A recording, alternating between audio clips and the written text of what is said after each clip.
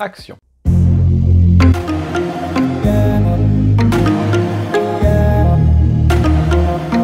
Cet état d'esprit. Vous avez tout un tas de symptômes terribles et ça peut être mortel. Malgré les apparences, ce qui va suivre est extrêmement sérieux et susceptible de changer votre vie.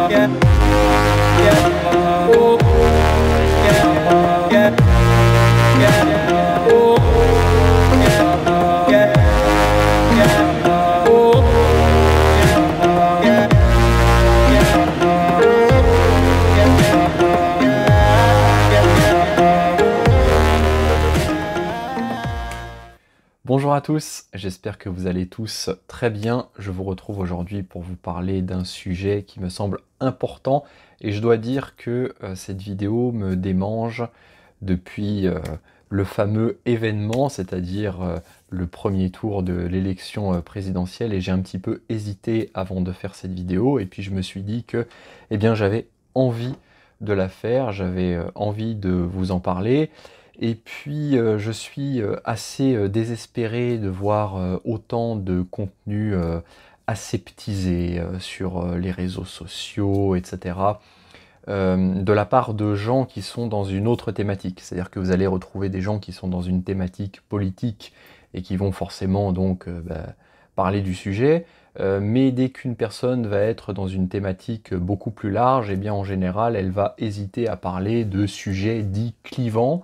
Et pour ne surtout pas perdre des abonnés, pour ne surtout pas se mettre des gens à dos, pour ne surtout pas être critiqué éventuellement dans les commentaires, eh bien elle va s'abstenir de parler de quelque chose, même s'il se passe des choses absolument scandaleuses dans le pays, même si il y a des choses très graves qui se produisent, eh bien cette personne-là va préférer se dire « je reste dans mon petit carcan, je suis dans le milieu du fitness, je parle de fitness ».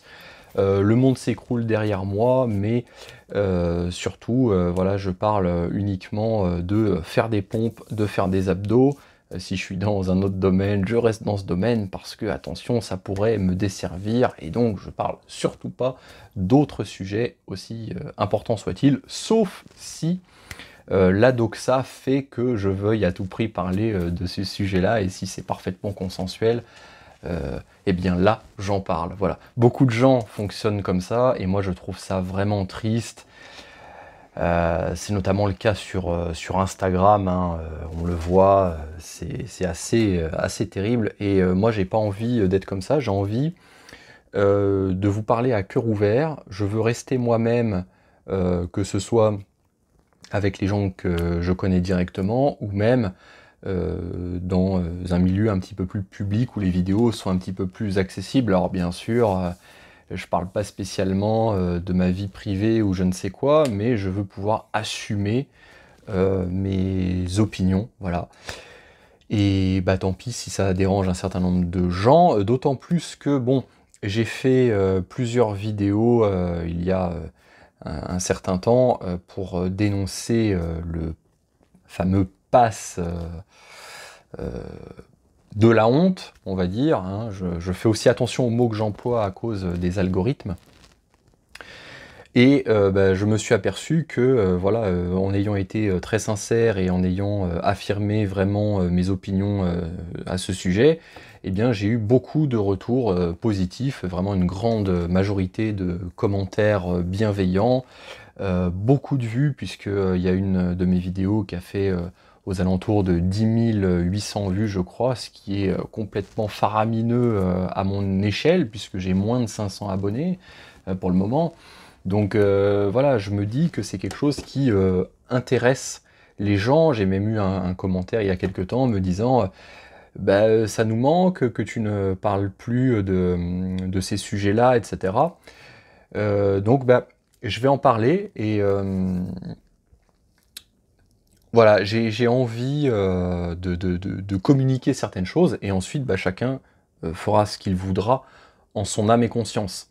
Alors en introduction aussi à cette vidéo, je souhaite quand même dire que elle s'adresse d'abord forcément aux gens qui ne sont pas favorables à l'action du gouvernement français et aux gens qui estiment comme moi que les libertés fondamentales ont été dangereusement attaquées. Voilà. Les personnes qui pensent qu'il n'y a aucun problème au niveau des libertés en France et que c'est un pays totalement démocratique, que c'est une république, qui vont dire « Ah bah, si tu crois que c'est une dictature, t'as qu'à aller en Corée du Nord et tu verras comment ça se passe une dictature ». Si vous êtes ce genre de personne, vous avez le droit d'avoir votre opinion, bien évidemment, mais forcément, je vais vous énerver durant cette vidéo tout le long. Donc du coup, plutôt que de m'insulter à travers votre écran, bah, je vous inviterai voilà, simplement à ne pas regarder cette vidéo puisqu'elle ne vous concerne tout simplement pas. Voilà. Donc je m'adresse aux gens qui sont plus ou moins sur la même ligne, qui ne sont pas forcément d'accord avec tout ce que je vais dire bien évidemment, mais des gens qui estiment qu'il y a un gros problème au niveau des libertés et que bah, tout simplement on n'a jamais vu ça. Voilà. Donc globalement, par contre, si vous avez vu ma vidéo sur le pass et les vidéos qui ont abordé le même sujet, je pense qu'il y en avait 3 ou 4, bah, il y a des chances pour que cette vidéo vous plaise. Voilà. Ensuite, pour terminer cette longue introduction, je voudrais aussi dire qu'il faut bien faire attention au vocabulaire que j'utilise, puisque je vais faire attention justement à peser mes mots, et que donc il ne faut pas qu'on me fasse dire ce que je ne dis pas.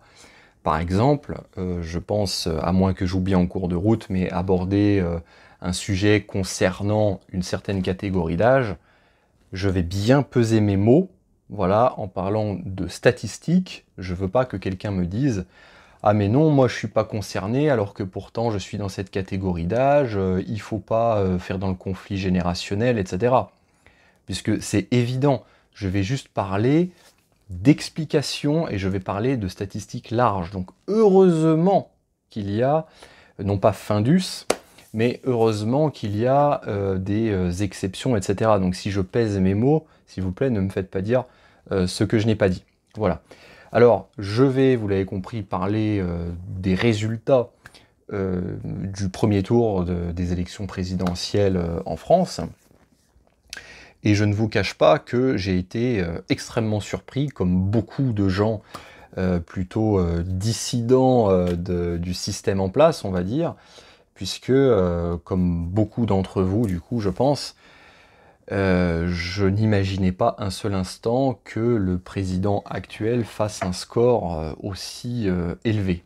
Donc j'ai pris un véritable coup de massue, puisque bon, j'ai essayé de me dire avant qu'il fallait être réaliste, et que bah, il y avait quand même une forte probabilité pour qu'il soit au second tour, mais j'avais quand même cette petite espérance qu'il ne passe même pas le premier tour. Et voilà, je me disais, bon, bah quand même, vu le bilan, il y a quand même une chance pour que, eh bien, au deuxième tour, il soit déjà éliminé. Mais voilà, je me disais en même temps, sois réaliste, il y a quand même aussi une forte probabilité pour qu'il passe ce tour et qu'il soit au second tour. Mais je ne m'attendais pas à ce qu'il fasse un score aussi élevé, puisque il a progressé, je crois, de pas loin de 6 points, hein, puisque me semble-t-il qu'il y a 5 ans, il était aux alentours de 23% au soir du premier tour, et là il est à environ 29, donc progression fulgurante après 5 ans d'une politique absolument hallucinante, avec des privations de liberté jamais vues dans l'histoire, avec des insultes directes envers de nombreuses catégories de Français, avec un mépris constant, avec un scandale quasiment par jour, avec un mensonge comme norme d'ailleurs de communication gouvernementale, etc., etc. Et on en est même arrivé au stade où on voyait que certains scandales qui, à une époque, auraient peut-être coûté la place aux dirigeants, ce type de scandale-là était quotidien sans que ça ne pose plus de problèmes que cela. Donc après cette politique absolument inouïe, cauchemardesque, le président est qualifié haut la main, j'ai envie de dire, pour le second tour. Donc évidemment, j'ai pris un énorme coup de massue et j'ai encore du mal à m'en remettre. Je trouve ça assez extraordinaire. Et j'ai pas mal parcouru les réseaux sociaux, etc. Et je suis tombé sur des personnes qui disaient « c'est impossible que ce résultat soit vrai, étant donné ce qui s'est passé depuis 5 ans. » Et moi, je vais vous donner mon avis dessus, et je suis assez intéressé de connaître le vôtre en commentaire, parce que j'ai réfléchi, et j'en suis arrivé à une conclusion qui sera peut-être pas la vôtre, mais qui en tout cas est la mienne, c'est que il n'y a même pas besoin de fraude en réalité pour arriver à un tel résultat. Et effectivement, quand on estime qu'on a vécu un cauchemar depuis 5 ans, on ne comprend pas. Mais il faut sortir de ce piège de croire que la plupart des gens réfléchissent comme nous, que la plupart des gens ont les mêmes valeurs, que la plupart des gens s'informent au même endroit. Il y a des gens qui sont extrêmement différents. Et il y a aussi un gros piège avec Internet, c'est que on a tendance à faire des recherches des fois, bon certes qui vont dans notre sens, où une fois qu'on s'est forgé sa conviction, forcément on va aller communiquer avec des gens qui ont les mêmes convictions que nous, on va être dans les mêmes groupes sur les réseaux, et on va rencontrer beaucoup de personnes en accord avec nos pensées et avec nos valeurs. Et pour ce qui est de la vie réelle, on va là pour le coup rencontrer un petit peu plus de personnes qui vont avoir des opinions différentes des nôtres, notamment dans notre famille.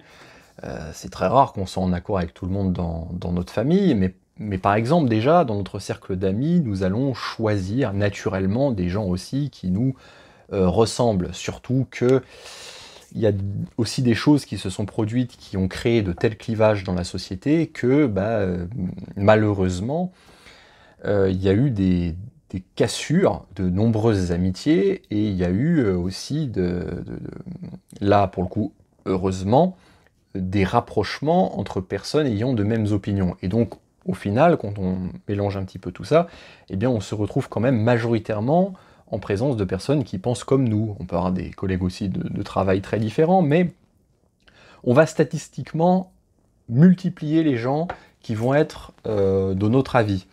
Et on peut avoir tendance à croire que la proportion de personnes vraiment en désaccord total avec ce qui se passe depuis un bon moment est élevée. Alors que dans le monde réel, dans les faits, ce n'est pas forcément le cas. Il y a de très nombreuses catégories de personnes qui estiment que le gouvernement a bien géré la crise, soi-disant sanitaire. Il y a des gens qui demandent des confinements, qui demandent de l'injection obligatoire. Il y a des gens qui demandent la muselière pour tout le monde, même dans la rue. Il y a des gens qui pensent que c'est très bien et que ça a permis de sauver beaucoup de gens. Ça paraît complètement fou, mais il y a énormément de gens comme ça dans la vie réelle qui pensent ça. Alors forcément, vous n'allez pas les voir aux manifestations, vous n'allez pas forcément les voir sur Internet, et quand vous les voyez dans le monde réel, il y en a beaucoup aussi qui ne vont pas oser dire qu'ils soutiennent Macron. C'est ça la réalité. Et d'après une source qui circule là depuis quelque temps, alors je ne sais pas si c'est authentique ou quoi, mais l'une des catégories, et j'en reviens à mon introduction de tout à l'heure, l'une des catégories ayant beaucoup voté pour Macron, est la catégorie des fameux boomers. Donc des gens que vous n'allez pas voir sur Internet, qui vont être plutôt discrets, mais qui vont se mobiliser considérablement dans les urnes. Donc voilà, je fais référence à mon introduction, j'ai pas dit que tous les boomers avaient voté Macron, hein, qu'on soit d'accord, mais il y en a énormément. Il y a aussi des jeunes qui ont voté Macron, mais il y a des statistiques qui ont été faites. Donc tout ça pour essayer de comprendre ce qui a pu se passer et développer mon avis, voilà, selon lequel il ne faut pas forcément croire qu'il y a eu de la triche. Ça, bon, ça reste à prouver, je veux dire, tout est possible, voilà, il faut chercher, etc., bien évidemment. Mais je pense que c'était pas forcément nécessaire, et le fait de se dire ah mais c'est pas possible parce qu'on a bien vu sa politique, c'est même pas valable. Il y a des gens, malheureusement, qui sont persuadés que la France est toujours un pays extrêmement libre, et que les mesures qui ont été prises sont toujours parfaitement justifiées, qu'il n'y a aucun problème, etc. Et il y a des gens qui se retrouvent à l'état de semi-esclaves, mais qui n'ont même pas conscience de l'être, et qui demandent ça, et qui le vivent très bien. Et si demain ça allait encore plus loin, qu'il y avait encore plus de coercition sur tout un tas de sujets, parce que pour l'instant il y a une accalmie, clairement, mais si demain ça reprenait de plus belle et que ça allait encore beaucoup plus loin, étant donné que certains trouveraient ça légitime, ils le vivraient très bien, et ils vivraient toujours dans leur monde parallèle, puisqu'il y a aussi ce problème-là, c'est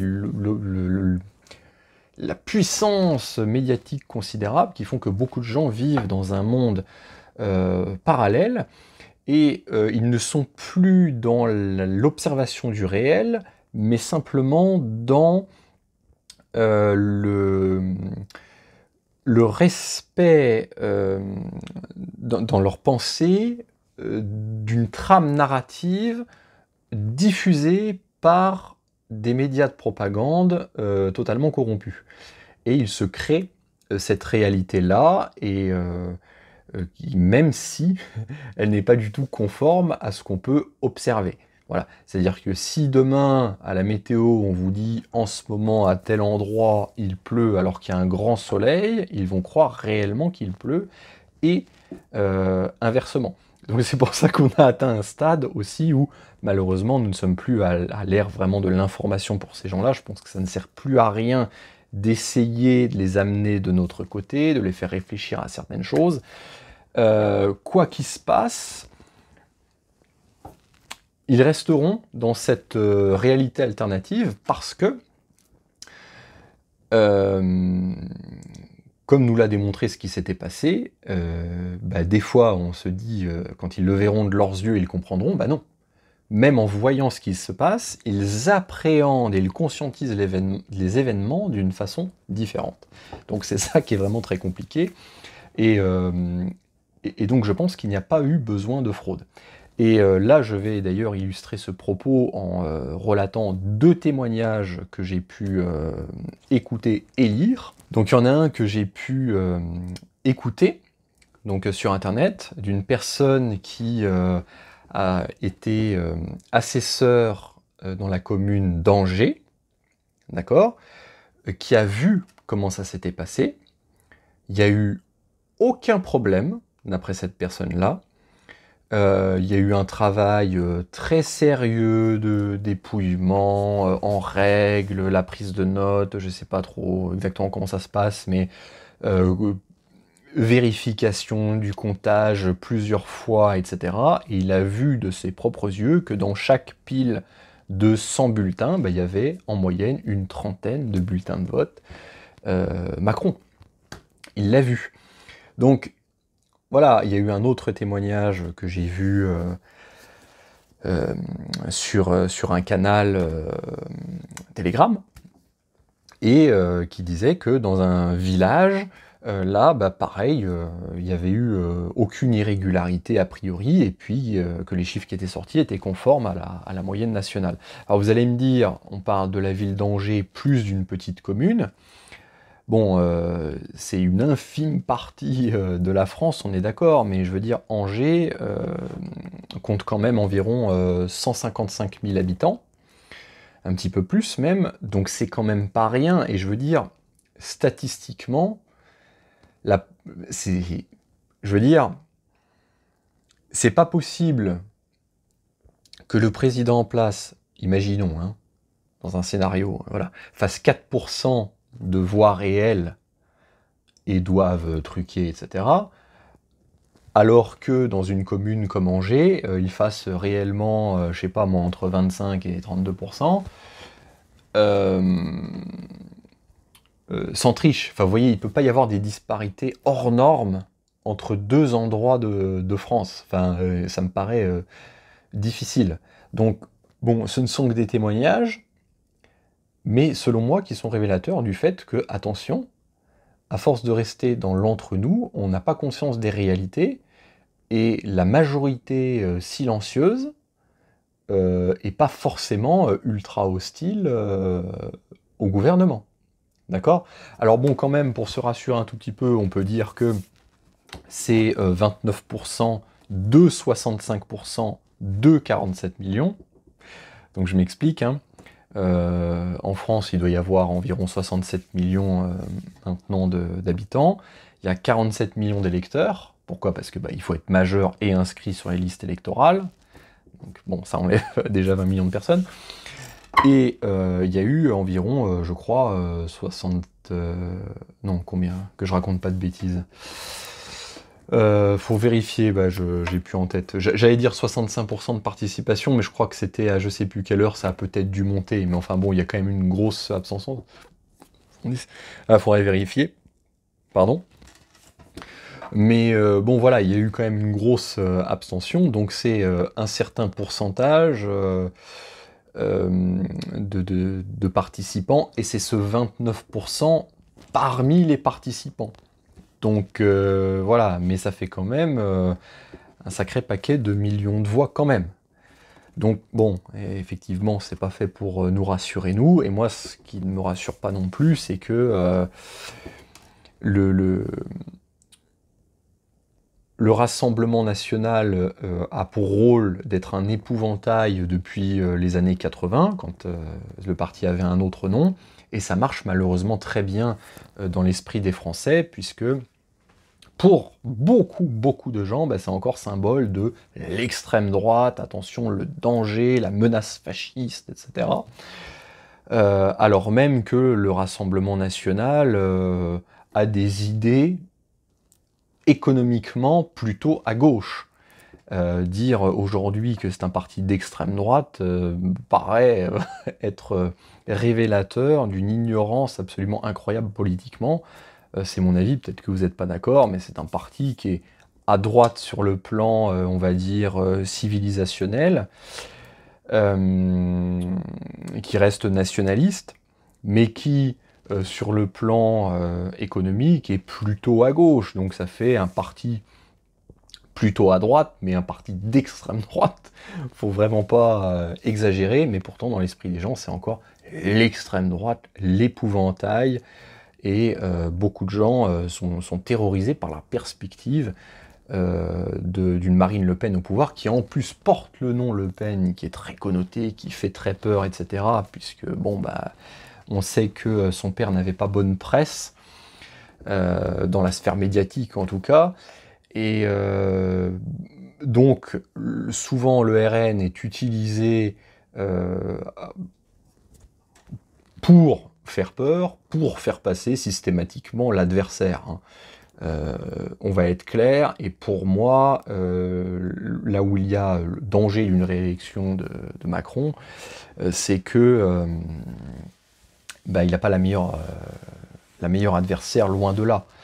On aurait mis quelqu'un d'autre qui a peut-être même rassemblé moins de voix, etc.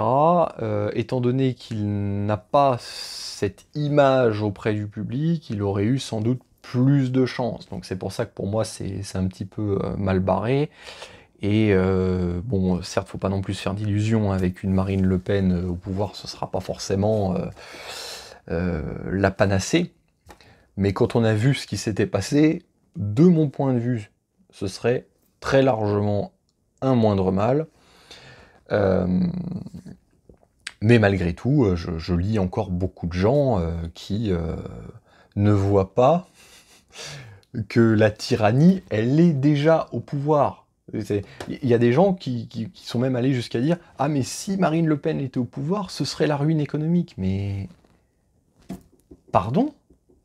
Mais la France, elle est ruinée déjà. Là, ça se voit pas totalement parce qu'il y a eu la planche à billets à un niveau absolument extraordinaire, mais c'est un pays déjà ruiné, totalement ruiné. Le bilan du quinquennat, là, est absolument dramatique. C'est inimaginable. Voilà. Mais beaucoup, pour faire barrage à une soi-disant menace fasciste, va voter pour le vrai fascisme.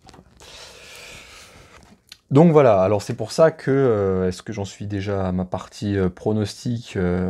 Oui, bah je peux l'aborder maintenant. Si je devais pronostiquer, moi je pense que Macron va être réélu. Peut-être même à 65%, je ne sais pas, j'espère fortement me tromper. Dans les deux cas, de toute façon, il y aura beaucoup d'instabilité parce que, bon, si Macron est réélu, là c'est la liquidation totale de la France, hein, totale et définitive. Le pays ne s'en relèvera jamais. Enfin, en tout cas, en tant que France qu'on a connue, quoi. Et si Marine Le Pen est élue, le problème c'est qu'il va y avoir tous les opposants manipulés par les médias depuis des années qui vont être persuadés que c'est le retour du fascisme. Et il pourrait y avoir des émeutes ou des trucs comme ça. Donc c'est... Voilà. Mais clairement, pour moi, voilà, pour moi, il faut faire barrage dans le bon sens, c'est-à-dire faire barrage à Macron. Voilà, ça me paraît évident. Voilà, donc, à voir. J'espère me tromper quand je dis que Macron a de grandes chances d'être élu, mais voilà, on peut garder un peu d'espoir, mais il faut quand même pas trop se faire d'illusions. À mon avis, il a l'adversaire rêvé. On va pouvoir nous refaire le coup d'attention. L'extrême droite est aux portes du pouvoir, et ça peut faire son effet. Malheureusement, voilà, auprès de, une fois de plus, la majorité silencieuse, même si une grande partie des gens ont envie d'un grand changement, etc., d'une nouvelle société, la majorité silencieuse va voter comme on lui dira de voter. Voilà. Donc, je lis mes notes pour voir si j'ai... Oui, bah voilà, surtout que bon, si le président actuel est réélu, cette fois-ci, il se sentira encore plus légitime dans son action. Et là, on va vers le sans limite. Hein. Donc, le pass pour absolument tout et n'importe quoi, pourquoi pas pour faire ses courses. La ruine économique hallucinante.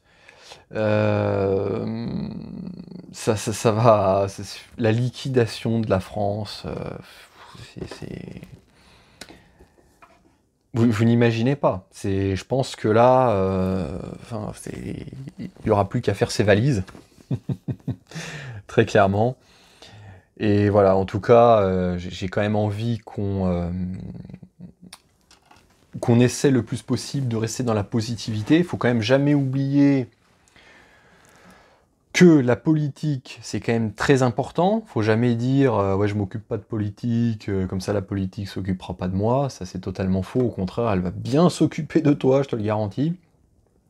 Donc oui, il faut agir au niveau politique. Il faut pas hésiter à véhiculer ses convictions. Par contre, la personne qui peut le plus influer sur sa propre vie, bah, c'est nous-mêmes. Donc il faut aussi travailler sur nous-mêmes, il faut toujours trouver des solutions, des alternatives. Voilà. Donc si le scénario catastrophe se produit, à ce moment-là, il faudra tout simplement faire un gros travail de réflexion pour voir comment est-ce qu'on peut se protéger et protéger ses proches. Est-ce que ça passe par un billet d'avion aller simple? Est-ce que ça passe par un changement de vie total? Et à ce moment-là, il faut être prêt à être totalement hors société, parce que on voit, on a vu cette explosion des discriminations sur choix de santé. Et donc, si vous êtes ferme sur des positions qui ne vont pas dans le sens du vent, vous aurez de moins en moins de droits, continuerez à être des citoyens de seconde zone, même si en ce moment il y a une petite accalmie au moment où je fais cette vidéo-là. Mais donc il faudra vraiment trouver des stratégies, une entraide avec d'autres personnes qui pensent comme nous, pour éventuellement se sortir de là. Donc après, c'est à chacun de prendre la décision qui lui paraît la meilleure. Voilà. Donc je relis mes notes pour voir. Ouais, j'avais écrit syndrome de Stockholm. Hein. Bon c'est ça. Hein. Il y a beaucoup de gens malheureusement qui aiment être asservis, qui aiment être à genoux. Et globalement, ce que je me dis depuis un bon moment, c'est que les gens n'en ont strictement rien à faire de la liberté. C'est pas du tout important pour eux. Ils se battront jamais pour ça, parce qu'en fait, ils sont sans repère. C'est-à-dire, je sais pas, c'est comme un animal qui a toujours vécu dans un laboratoire ou enfermé dans une cage extrêmement étroite. Le jour où vous le relâchez dans la nature, il va être perdu. Il va se sentir vulnérable face à son environnement. Et il va peut-être vouloir finalement rester dans sa cage qui va, pour lui, représenter une certaine forme de protection. Et donc, c'est le risque qu'il y a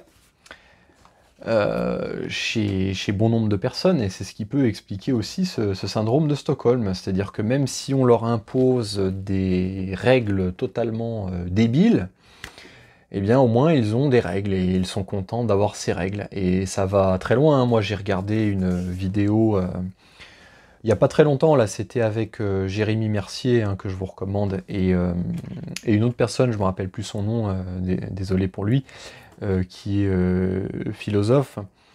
Et il disait que, on avait vu ces mesures totalement incohérentes là depuis 2 ans et plus. Et il disait, mais vous voyez, on a expliqué aux gens qu'ils devaient rester chez eux pour surtout pas tomber malade, mais si demain on leur dit qu'ils ont l'obligation de sortir, c'est-à-dire qu'on fait complètement l'inverse, en disant, vous voyez, vous allez prendre de la vitamine D dehors, ça va vous permettre de lutter contre les infections, ce qui est vrai, hein, bien les gens le feront, et ils se poseront même pas la question finalement de savoir pourquoi est-ce qu'il y a eu un virage à 180 degrés. Et ça on l'a vu avec la muselière. Au départ, on nous a expliqué que ça servait strictement à rien si on n'était pas malade nous-mêmes, et après c'est devenu obligatoire, y compris dans la rue. Vous voyez, c'est incroyable, et il y a beaucoup de choses qui peuvent expliquer ça, hein. Comme je vous ai dit, le syndrome de Stockholm, le besoin de repères, il y a cet instinct grégaire aussi, on veut pas trop sortir du troupeau pour pas avoir de problème, l'éducation... la déséducation antinationale a totalement abruti les cerveaux. Il y a toutes les émissions aussi décérébrantes. Il y a la paresse intellectuelle, le manque de temps. On a envie qu'on nous mette une information prémâchée, etc. Enfin, il y a énormément de choses sociologiques qui peuvent expliquer ça. Et puis il y a même des causes spirituelles, évidemment. Hein. Ça, ce sera un autre sujet. Mais voilà, clairement, c'est l'ère du Kali Yuga. Qu'est-ce que vous voulez que je vous dise? Donc voilà, en fait... Voilà, je voulais réagir à ça, et je voulais donner mon point de vue. Vous donner quand même du courage, il y a toujours des solutions. Il y a toujours des solutions. Voilà, gardez espoir, réfléchissez sur ce que vous pouvez faire à titre individuel et avec votre famille. Et même si ensuite l'environnement sera compliqué, peut-être que vous, à titre personnel, vous allez bien vous en sortir. En tout cas, voilà, j'attends aussi votre avis. Comment est-ce que vous avez réagi à ces résultats? Qu'est-ce que vous espérez pour la suite? Est-ce que vous croyez qu'il peut y avoir une surprise pour le deuxième tour? Voilà. Est-ce que Marine Le Pen va se saborder lors du débat comme il y a 5 ans? Parce que pour moi, c'est très bizarre aussi, j'ai l'impression qu'elle s'était sabordée. Parce qu'elle est passée pour quelqu'un qui n'avait pas d'argument, qui était uniquement dans l'attaque, face à quelqu'un d'éloquent, etc. Et même si c'était juste de l'esbrouf, et ben malheureusement ça marche, quoi. Et c'est aussi le problème aussi de ces joutes verbales, c'est que souvent on a l'impression que c'est celui qui parle le mieux qui a raison, alors que pas du tout. C'est aussi pour ça que des fois sur certains plateaux télé, on a vu des gens un petit peu dissidents, mais qui avaient moins d'éloquence, et on les a fait venir là pour les mettre face à quelqu'un qui racontait n'importe quoi, mais avec une grosse éloquence, pour que l'une des deux personnes se fasse, entre guillemets, humilier verbalement, pour que dans l'esprit des gens, ce soit l'autre qui ait gagné le débat, quoi, vous voyez. Voilà, donc, est-ce que vous êtes content du résultat? Qu'est-ce que vous attendez pour le deuxième? Donnez-moi un peu votre avis là-dessus. Voilà, je me suis mouillé dans cette vidéo. Je m'étais déjà mouillé concernant le pass dans d'autres vidéos. Ça s'était très bien passé. Bon, là je le fais encore parce que, encore une fois, j'ai envie d'être authentique. J'ai envie aussi d'avoir des gens qui me suivent, qui soient en phase avec moi, soit tolérants vis-à-vis de mes idées s'ils ne partagent pas les mêmes idées. Voilà, j'ai pas envie de gens complètement renfermés, quelqu'un qui va être de l'autre bord et complètement intolérant. Donc voilà, et puis moi je me sens aussi l'envie, mais c'est viscéral, et c'est ça qui me poussait aussi pendant longtemps à aller aux manifestations, l'envie viscérale de sentir que je participe à quelque chose et que je ne me tais pas, même si ça sert vraiment pas à grand chose. D'ailleurs on l'a vu, il y a des lanceurs d'alerte qui s'expriment depuis très longtemps, qui donnent toutes les informations, etc.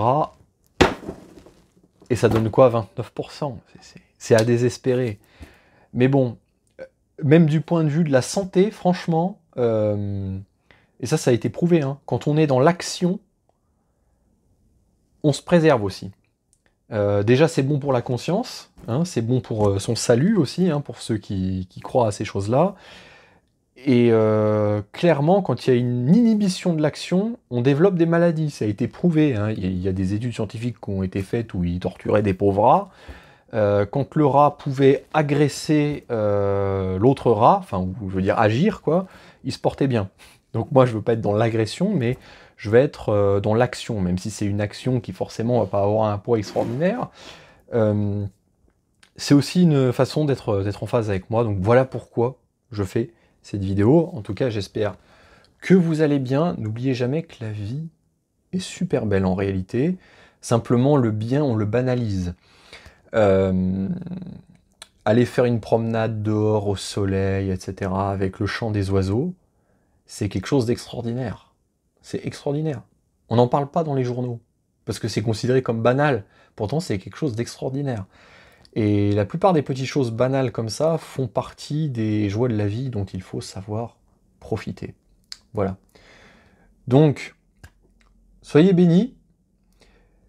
Et je vous souhaite à tous une excellente journée. Et je vous dis à très bientôt. Si vous avez aimé cette vidéo, s'il vous plaît, mettez-moi un pouce vers le haut.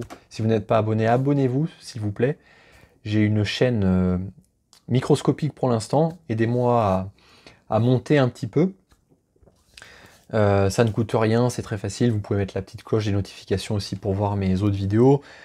Je vais parler de plein d'autres sujets. Ça peut être des sujets comme ça, des sujets sur le sport, puisque c'est mon métier d'origine. Et là, je vais aussi parler des sujets liés à l'anxiété. puisque c'est un sujet que je commence maintenant à maîtriser vraiment beaucoup, puisque j'ai été amené, peut-être par la Providence, je ne sais pas, à m'intéresser à ce sujet-là, et j'ai envie d'aider aussi beaucoup de gens par rapport à l'anxiété, et notamment aux troubles de l'anxiété généralisée, et ça ce sera l'objet de prochaines vidéos. Voilà, excellente journée à toutes et à tous, et je vous dis à très bientôt.